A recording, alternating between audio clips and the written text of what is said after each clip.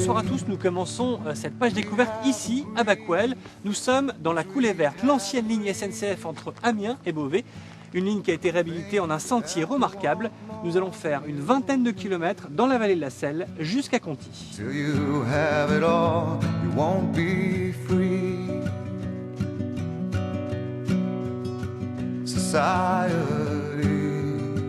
You're a crazy breed. I hope you're not lonely without me. Une balade durant laquelle il ne faut pas hésiter à sortir du sentier, à la découverte des villages. Comme ici, à Prouzel, nous avons pris l'avenue Ecce Homo, qui signifie « Voici l'homme ». And when you think more than you want, your thoughts begin to bleed. Bonjour, vous êtes le maire de Prouzel. Absolument. D'accord, vous nous faites visiter un petit peu? Avec l'église, si vous voulez bien, ouais. Et puis peut-être le château où j'ai la chance d'habiter. C'est par là-bas.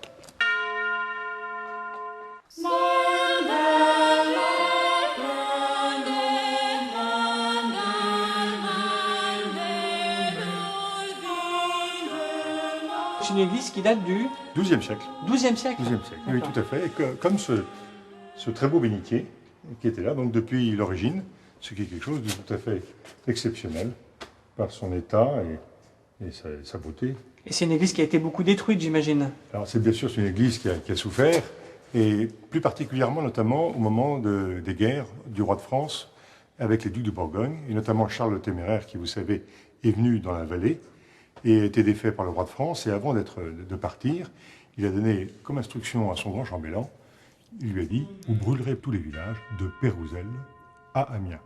Ce qui fut dit, malheureusement, fut fait. Et juste à côté de la chapelle, il y a le château de Prouzel.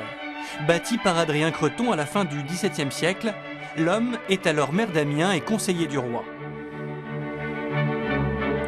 70 ans plus tard, la demeure est agrandie avec deux nouvelles ailes, un château où les fenêtres témoignent du passage entre deux styles.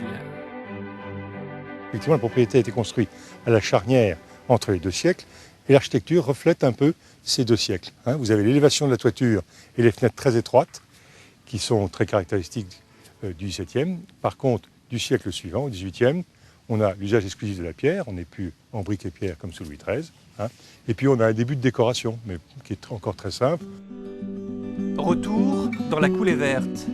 On trouve encore des vestiges de l'ancienne ligne entre Amiens et Beauvais, comme sur ce pont avec ses traverses qui ont servi entre 1876 et 1979. Sur le chemin, il y a donc de nombreuses maisons de garde-barrière, par exemple celle de Marie Desmarais à Leuilly. Elle y a travaillé avant de la racheter. Elle vit ici depuis 1954.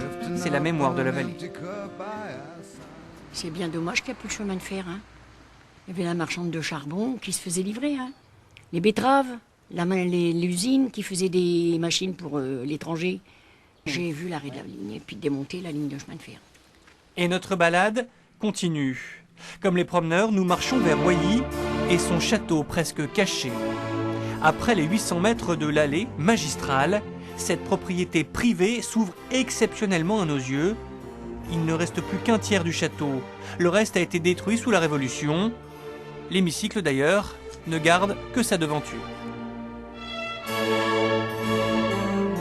Un château et un parc entretenu avec patience, avec une vue imprenable sur la vallée de la Selle.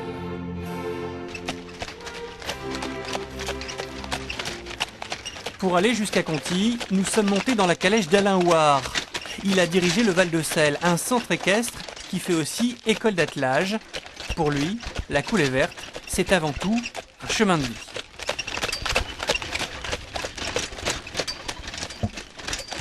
Autour de ce chemin central, il y a plein de petits lacs, des endroits à regarder. Et en même temps, les villages alentours s'en servent pour avoir cette réunion sous forme d'un canton qui permet que l'on tire le maximum de la beauté de l'ensemble des paysages. Des paysages à découvrir à pied, à cheval ou en vélo, mais sans moteur, c'est la règle ici. Les motos sont strictement interdites sur la Coulée Verte.